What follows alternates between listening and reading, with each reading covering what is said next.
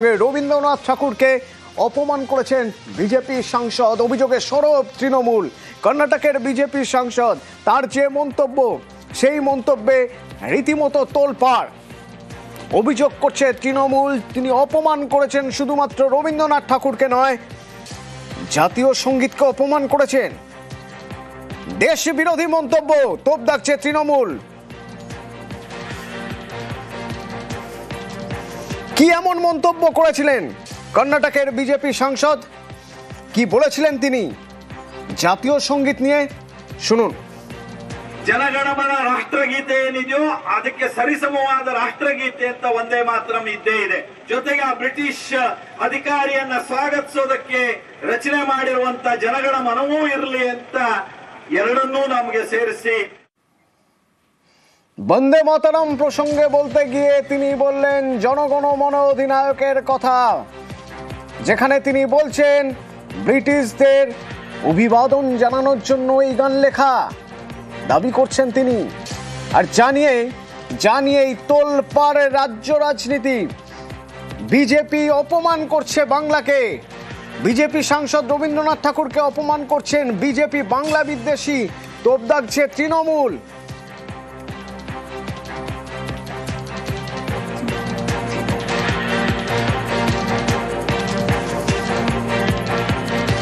ভারতীয় জনতা পার্টি এটাকে কি দেশ বিরোধী কথা মনে করে না?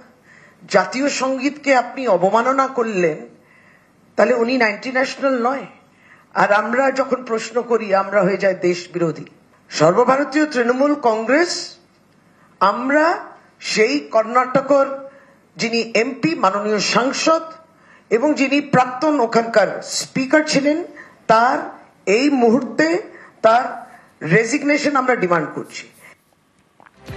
কিন্তু কর্ণাটকের এই বিজেপি সাংসদের মন্তব্য নাকি তার ব্যক্তিগত মন্তব্য, দলের কোনো যোগ নেই, মন্তব্যের দায় তার নিজের। প্রতিক্রিয়া সুকান্ত মজুমদারের। দেখুন, ওনা তার ব্যক্তিগত ব্যাপার, সেটা কি বলেছে that is up to him, his own responsibility, আমাদের কোনো বিষয় নেই। আর গতকাল যখন কর্ণাটকের বিজেপি সাংসদের এই মন্তব্য জানিয়ে দেশ জুড়ে ঝড়, সোশ্যাল মিডিয়া লেখালেখি শুরু হয়ে যায়, টুইট যুদ্ধ শুরু হয়ে যায়, তারপরে আজ কর্ণাটকের ওই বিজেপি সাংসদ, প্রাক্তন স্পিকার, তিনি চাপে পড়ে ভোল বদল। তিনি বলছেন যে তিনি জাতীয় সঙ্গীতের অবমাননা করতে চাননি। শুনুন। ರಾಷ್ಟ್ರಗೀತೆಯನ್ನ ಜನಗಣ ಮನ ಅಂತ ಸಂವಿಧಾನಬದ್ಧವಾಗಿ ಒಪ್ಪಿದ್ದೇವೆ, ಅದನ್ನು ಪಾಲಿಸ್ಕೊಂಡು ಬಂದಿದ್ದೇವೆ. ನಮ್ಮೆಲ್ಲರಿಗೆ, ನನ್ನನ್ನೂ ಸೇರಿ ನಮ್ಮೆಲ್ಲರಿಗೆ ಒಂದು ಅಪಾರವಾದಂತಹ ಗೌರವ, ನಂಬಿಕೆ ನಮ್ಮ ರಾಷ್ಟ್ರಗೀತೆಯ ಬಗ್ಗೆ ಇದ್ದೇ ಇದೆ. ರಾಷ್ಟ್ರಗೀತೆ ಎಂದೂ ವಿವಾದಕ್ಕೆ ಒಳಪಡಬಾರದು. ಆದರೆ ನನ್ನ ಒಂದು ಮಾತಿನಿಂದ ಅದು ವಿವಾದಕ್ಕೆ ಎಡೆಯಾಗಿದೆ. ನಾನು ಅದನ್ನು ವಿವಾದ ಮಾಡೋದಕ್ಕೆ ಸಿದ್ಧನಿಲ್ಲ, ನಾನು ಅದನ್ನು ಮುಂದುವರಿಸೋದಕ್ಕೆ ಸಿದ್ಧನಿಲ್ಲ. ನಾವೆಲ್ಲರೂ ನಮ್ಮ ರಾಷ್ಟ್ರಗೀತೆಗೆ ಕೊಡಬೇಕಂತ ಗೌರವವನ್ನು, ಆ ಒಂದು ನಂಬಿಕೆಯ ಒಂದು ಪಾಲನೆಯನ್ನು ನಾವು ಮಾಡಬೇಕು ಅಂತ ನಾನು ನಮ್ಮೆಲ್ಲರಲ್ಲಿ ವಿನಂತಿ ಮಾಡಿಕೊಳ್ತೀನಿ. ನಮ್ಮ ಒಂದೇ ಮಾತರಮಿಗೂ ಇದೇ ರೀತಿಯ ಒಂದು ಉನ್ನತವಾದಂತಹ ಗೌರವ, ಸ್ಥಾನಮಾನ ದೇಶದ ಜನರಲ್ಲಿ ಇದ್ದೇ ಇದೆ.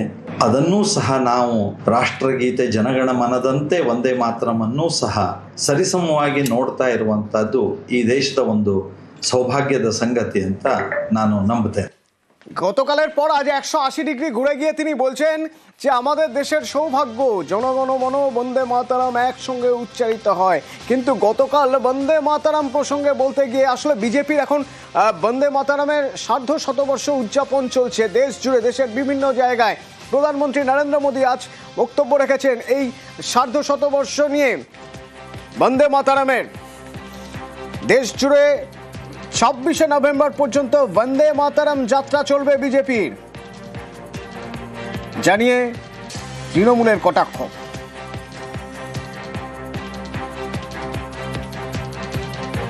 রবীন্দ্রনাথ এবং বঙ্কিমের মধ্যে লড়িয়ে দেওয়ার এই অপপ্রয়াস, এটা আমরা কিছুতেই এটা মেনে নেব না।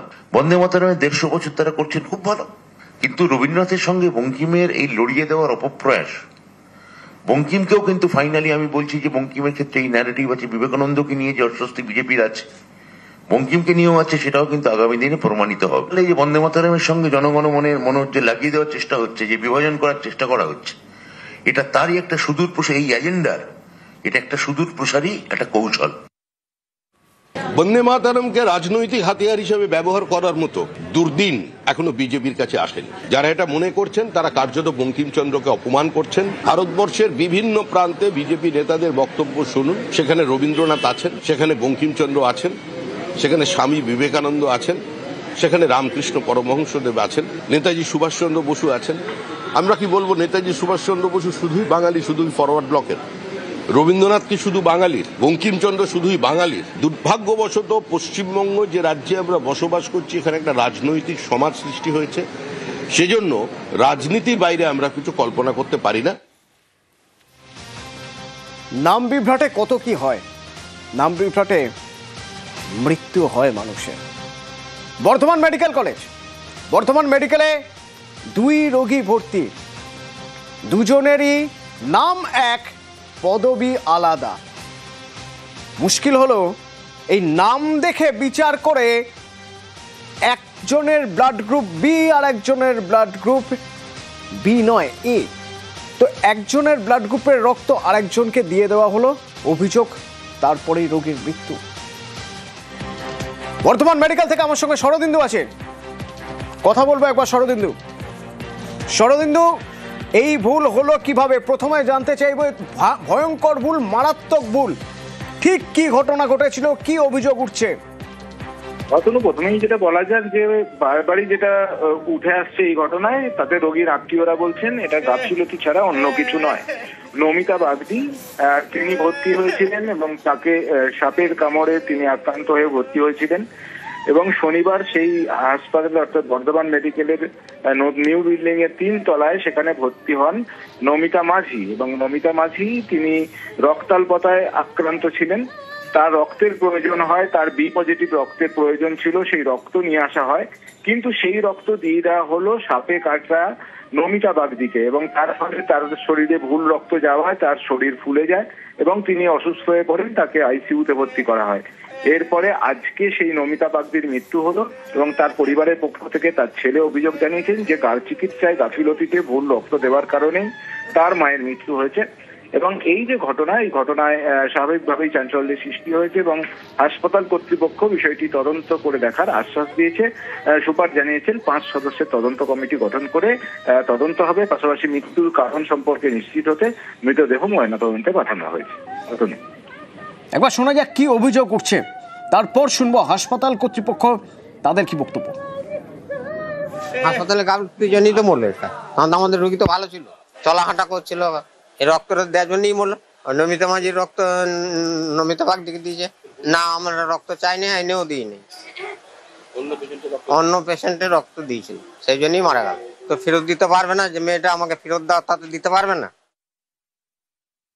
যেহেতু এটি সাপে কাটা রোগী, এটি পোস্টমর্টম হবে, পোস্টমর্টম এলেই আমি পরিষ্কারভাবে বলতে পারবো যে অ্যাকচুয়াল মৃত্যুর কারণ কোনটা। এবং যেহেতু পেশেন্ট পার্টি মানে যে মারা গেছেন তার ছেলে অভিযোগ করেছে যে একটা চিকিৎসার গাফিলতির অভিযোগ করেছে, সেটার জন্য আমি একটা এনকোয়ারি কমিটি করব। এনকোয়ারি কমিটি ব্যাপারটাকে সমস্ত এনকোয়ারি করে আমাকে রিপোর্ট দিলে প্রয়োজন মতো আমরা সেটা ঊর্ধ্বতন কর্তৃপক্ষকে জানাবো।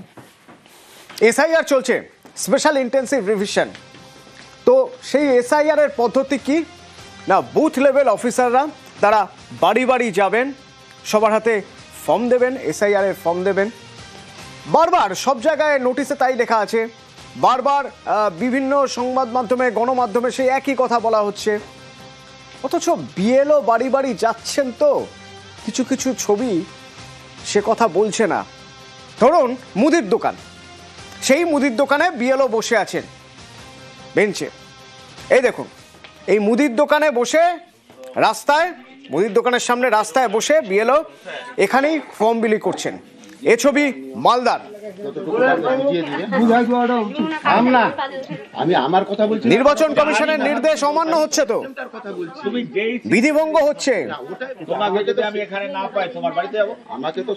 আচ্ছা, কেউ যদি প্রশ্ন করেন প্রশ্ন করায় ভোটারকেই নাকি হুঁশিয়ারি দিচ্ছেন বিএলও। শুনুন। বিএলও ছাড়া ওখানে এক্সেস থেকে বিএলএ তুমিও কাজ করতে পারো গ্রামের লোক হিসেবে। যারা পাবে না ওদের বাড়িতে ওরা পাবে না। ইলেকশন কমিশনের গাইডলাইন অর্থাৎ নির্দেশিকাকে সরাসরি বুড়ো আঙুল দেখাচ্ছেন বিএলও মোস্তাদ হোসেন। আমরা বিএলও মোস্তাদ হোসেন তার বিরুদ্ধে ইলেকশন কমিশনে লিখিতভাবে অভিযোগ জানাবো। আমি বুঝতে পারছি না যে ওনাদের কি মস্তিষ্ক বিকৃতি হয়ে গেছে। কখনো বলছে যে ঘরের ভিতরে কেন বসে করছে, কখনো বলছে দোকানে কেন করছে। প্রত্যেকটা কাজ প্রশাসনিক কাজ সুষ্ঠুভাবে হচ্ছে। একটা কথা বলবো, না বিজেপি ঘাটে থাকবে না হালে থাকবে, কোনো কাজে লাগবে না। ফালতু এসব বিভ্রান্তি করে লাভ নাই। আবার ওদিকে পশ্চিম মেদিনীপুরের পিংলায় নাকি বিএলও ভোটারদের বাড়িতে ডেকে আনছেন যে বাড়ি এসে ফর্ম নিয়ে যান, এসআইআর এর ফর্ম নিয়ে যান বাড়ি এসে। মানে তার যাওয়ার কথা বাড়িতে বাড়িতে, তা না করে শানমণিনাথপুরের 133 নম্বর ওয়ার্ডের বিএলও নাকি ভোটারদের বাড়ি ডেকে নিয়ে এসে বলছেন বাড়িতে এসে ফর্ম নিয়ে যান, এসআইআর এর ফর্ম। অর্থাৎ বাড়ির বাইরে বেরোলেন না বিএলও, বাড়ি থেকেই এসআইআর এর ফর্ম বিলি করছেন। বিএলও সরস্বতী মুর্মুর বিরুদ্ধে অভিযোগ, তবে বিজেপির অভিযোগ অস্বীকার করছেন বিএলও। আমাকে তো এগুলোকে সব করতে হবে, যেহেতু দুটো করে ফর্ম আছে, তো ওইগুলোকে তো আমাকে ম্যাচ করে স্টেবলার মেরে তারপরে তো ফিল্ডে বেরোবে। এগুলো না গুছিয়ে কি করে আমি যাব? তার কারণে আমি ওইগুলো গুছিয়ে নিচ্ছি ওখান থেকে। আমাদের বাড়ির রেগুলো মানে আমাদের বাড়ির ফর্মগুলো ওইগুলো মোটামুটি মানে ম্যাচ করিয়ে দিয়ে দিচ্ছে মানে আমার ঘরের কাকা জেঠা। একদম এটা পলিটিক্স, মানুষগুলো আমাকে রীতিমতন আমাকে ফাঁসাচ্ছে। পিংলা বিধানসভার 133 নম্বর বুথে বিএল হচ্ছে সরস্বতী মুর্মু। তিনি বাড়ি বাড়ি না গিয়ে তার নিজের বাড়িতে সন্ধেবেলা সমস্ত ভোটারদেরকে ডেকে সেখানে বাড়ি থেকে ফর্ম বিতরণ করছেন এবং সেখানে নানা রকম ভোটারদেরকে প্রভাবিত করছেন এবং তাদেরকে শাসক দলের পক্ষে তাদের কাছে কথাবার্তা বলছেন। চিফ ইলেকটোরাল অফিসারকে দৃষ্টান্তমূলক শাস্তির ব্যবস্থা গ্রহণ করতে হবে। আমরা সেই দাবি চিফ ইলেকটোরাল অফিসারের কাছে জানিয়েছি। কেউ ভোটারদের বাড়ি বাড়ি না গিয়ে ভোটারদেরই ফোন করে বলছেন আমার বাড়িতে আসুন, এসে এসআইআর এর ফর্ম নিয়ে যান। আবার কোনো বিএলও মুদি দোকানের সামনে বেঞ্চে বসে এসআইআর এর ফর্ম বিলি করছেন, অর্থাৎ বাড়ি বাড়ি গিয়ে ফর্ম বিলি করছেন না। এই অভিযোগ বিভিন্ন জায়গা থেকে আসার পর এবার কড়া নির্বাচন কমিশন। বাড়ি বাড়ি না গিয়ে এসআইআর এর ফর্ম বিলি, কড়া নির্বাচন কমিশন বিরক্ত প্রকাশ করছেন।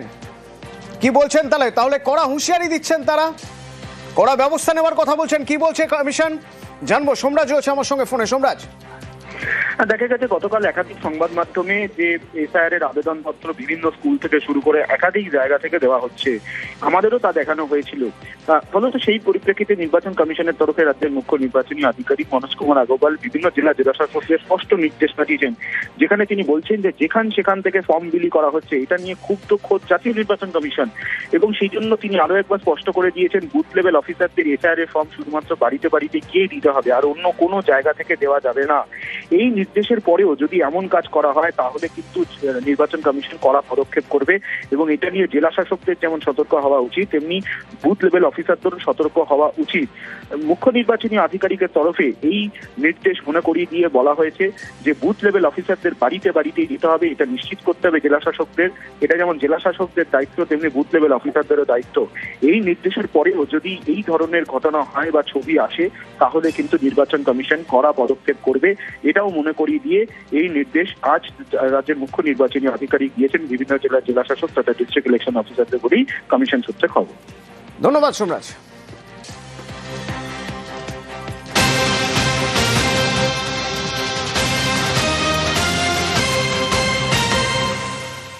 ব্রেকিং নিউজ আসছে হাইকোর্ট চত্বর থেকে। যে নিউজ বলছে ফের একবার আইনি জটে পড়ে গেল এসএসসি। কেন এ কথা বলছি? এসএসসির নিয়োগ নির্ভর করছে হাইকোর্টের মামলার উপর। হাইকোর্টের বিচারপতি অমৃতা সিনহার কি পর্যবেক্ষণ, কি বলছেন তিনি? হাইকোর্ট চত্বর থেকে আমার সঙ্গে অর্ণব রয়েছে। অর্ণব, দেখো, সুপ্রিম কোর্টের ডেডলাইন মেনে যে নিয়োগ প্রক্রিয়া শুরু হয়েছে এবং 31শে ডিসেম্বরের মধ্যে যে নিয়োগ প্রক্রিয়া শেষ করতে হবে এবং নিয়োগ যে শূন্য পদ যেটা ছিল 2016 সালে প্রায় 18,000, সেটা প্রায় ডবল করেছে রাজ্য সরকার। প্রায় 35 থেকে 36,000 নিয়োগের আজকে তার লিখিত পরীক্ষা বেরোনোর কথা। গত কয়েক বছর ধরে নানা চড়াই উতরাইয়ের মধ্যে দিয়ে শেষমেশ লিখিত পরীক্ষা হয়েছে সুষ্ঠুভাবে। সেই লিখিত পরীক্ষার আজকে ফল যখন বেরোবে তখনই একটি মামলার সূত্রে এই লিখিত পরীক্ষার ফলাফল ফের আদালতের ওপর নির্ভরশীল হয়ে পড়ল এবং প্রায় 12 থেকে 14 জন মামলাকারী যারা ফ্রেশার এই নিয়োগ পরীক্ষা বসেছে তারা বলছে যে নিয়োগ প্রক্রিয়া করছে এসএসসি তাতে অভিজ্ঞতা 10 নম্বর যেভাবে চাকরি হারিয়েছেন সুপ্রিম কোর্টের আদেশে তাদেরকে দেওয়া হচ্ছে, তাতে কার্যত পরীক্ষাটা একটা প্যারিটি থাকছে না। অর্থাৎ কিছু অংশ যারা ফ্রেশার তারা দিচ্ছে 90 নম্বরের মধ্যে পরীক্ষা, আর যারা চাকরি হারিয়েছেন একটা ডিসপিউটেড এই ধরনের একটা প্যানেল থেকে তারা পাচ্ছেন 10 নম্বর। এই জায়গা থেকে বিচারপতি অমৃতা সিনহা নির্দেশ দিয়েছেন যতক্ষণ না কলকাতা হাইকোর্ট 3টে প্রশ্নের নিষ্পত্তি করছে, এই নিষ্পত্তি অর্থাৎ মামলার ফলাফল না হওয়া পর্যন্ত আজকে যদি লিখিত পরীক্ষার রেজাল্ট আউট হয় সেই লিখিত পরীক্ষার ফলাফল নির্ভর করবে কলকাতা হাইকোর্টে বিচারপতি অমৃতা সিনহার বেঞ্চে হওয়া মামলার ফয়সালার উপর। 3টে প্রশ্ন। 1, 2016 সালে যে নিয়োগকে অবৈধ বলেছে সুপ্রিম কোর্ট, সেই নাল অ্যান্ড ভয়েড চাকরি হারা যারা সেই চাকরি হারাদের এক্সপিরিয়েন্সে 10 নম্বর দেওয়া যায় কিনা। এসএসসির যুক্তি ছিল এই ধরনের আবেদন ইতিমধ্যেই সুপ্রিম কোর্ট গ্রহণ করেছে, বিবেচনা করেছে এবং সেটা খারিজ করেছে বা গুরুত্বহীন করেছে। দ্বিতীয় যে প্রশ্ন, এই অভিজ্ঞতা 10 নম্বর ইন্টারভিউ তালিকা তৈরির আগে সেটা কাউন্টেবল হবে কিনা, অর্থাৎ সেটা বিবেচনার মধ্যে আসবে কিনা, নাকি চূড়ান্ত যে মেধা তালিকা সেটা প্রস্তুতের আগেই 10 নম্বর অভিজ্ঞতা নাম্বার যুক্ত হবে। এই প্রশ্নগুলোর নিষ্পত্তি হওয়ার জন্য এসএসসি দাবি করছে, রাজ্য দাবি করছে, এগুলি ইতিমধ্যেই সুপ্রিম কোর্ট বিবেচনার মধ্যে এনেছে। তাই সুপ্রিম কোর্টে যাবতীয় মামলার নথি এবং অন্য আপার কোর্টে ক্ষেত্রে যৌথ বেঞ্চের মামলার নথি সবকিছু 12ই নভেম্বর আদালতে পেশ করতে নির্দেশ দেওয়া হয়েছে। ওই দিনই মামলার শুনানি। তবে 35,000 চাকরি যেটা 31শে ডিসেম্বরের মধ্যে হওয়ার একটা সম্ভাবনা উজ্জ্বল হয়েছিল, কিন্তু আবারও একটা হাইকোর্টের এই ধরনের আইনি জটের মধ্যে পড়ে গেল এই ধরনের একটা নিয়োগ প্রক্রিয়া এবং বিচারপতি অমৃতা সিনহার নির্দেশে এই চাকরির ভবিষ্যৎ, এই লিখিত পরীক্ষার ভবিষ্যৎ হাইকোর্টের পরবর্তী নির্দেশ বা নিষ্পত্তি পর্যন্ত একটা অপেক্ষারত অবস্থায় রয়ে গেল। কাজেই নির্ভরশীল বা ঝুলে রইল বলা যায় এই নিয়োগ প্রক্রিয়া। অর্ণব, সঙ্গে থাকো, আরো একটি গুরুত্বপূর্ণ খবর রয়েছে আজ হাইকোর্ট চত্বর থেকে। আরো একটি গুরুত্বপূর্ণ খবর হাইকোর্ট চত্বর থেকে আজ। অবিলম্বে 100 দিনের কাজ শুরু করতে হবে নির্দেশ কলকাতা হাইকোর্টের। এর আগে সুপ্রিম কোর্টও বলেছিল, এবার অবিলম্বে 100 দিনের কাজ শুরুর নির্দেশ দিল কলকাতা হাইকোর্ট। অর্ণব, একটু বিস্তারিত জানতে চাইবো। দেখো, 27শে নভেম্বর দেশের শীর্ষ আদালত কেন্দ্রীয় সরকারের এসএলপি বা আবেদন এই 100 দিনের কাজ নিয়ে যেটা কলকাতা হাইকোর্ট জুন মাসে দিয়েছিল সেই এসএলপি বা কেন্দ্রীয় সরকারের মামলা খারিজ করে দেয় এবং এরপর কলকাতা হাইকোর্টে যে নির্দেশ ছিল সেই অনুযায়ী প্রায় 3 বছরের বেশি সময় পর। একটু সঙ্গে থাকো, সরাসরি একবার শুনবো আচ্ছা বিরোধী দলনেতা শুভেন্দু অধিকারীর বক্তব্য। যত মনি ঋষি আমাদের কালচারকে নষ্ট করা, এই সরকার এবং শাসক দল থাকলে এটাই হবে। আমরা এ সম্পর্কে জানি, অভিজ্ঞতা আছে, তাই বাংলার মানুষকে এই ছবিটা দেখান যেভাবে রাস্তাটা খুঁড়ে তছনছ করেছে এবং যেভাবে আজকে ঋষি বঙ্কিমচন্দ্র চট্টোপাধ্যায়ের যে সম্মান মর্যাদা আজকে সরকার কর্পোরেশনের দেওয়া উচিত ছিল তারা দেননি, উল্টে তালা ঝুলিয়েছেন। এ নিন্দা করার কোনো ভাষা ডিকশনারিতে নেই। আরে যারা করেছে তাদের জিজ্ঞেস করেন না, আমাকে উত্তর চাইছেন কেন? আটকাতে চেয়েছিল, আটকাতে পারেনি, আটকাতে চেয়েছিল, আটকাতে পারেনি, আটকাতে পারবেও না। আমরা যে রাজনৈতিক দল করি এই দলের প্রথম মন্ত্র হচ্ছে রাষ্ট্র প্রথম, দল পরে, ব্যক্তি আরো দূরে। অতএব যারা নেশন ফার্স্ট মন্ত্রে বিশ্বাসী পৃথিবীর সর্ববৃহৎ রাজনৈতিক দল করে তাদের কাছে রাস্তা খুঁড়ে তালা লাগিয়ে কিছু করতে পারবে না।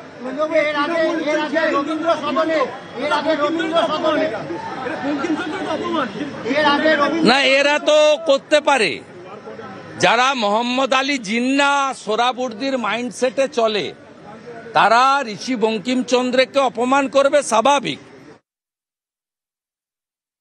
নিউজ ফ্ল্যাশ নিবেদন করছে সাফেদ ডিটারজেন্ট পাউডার।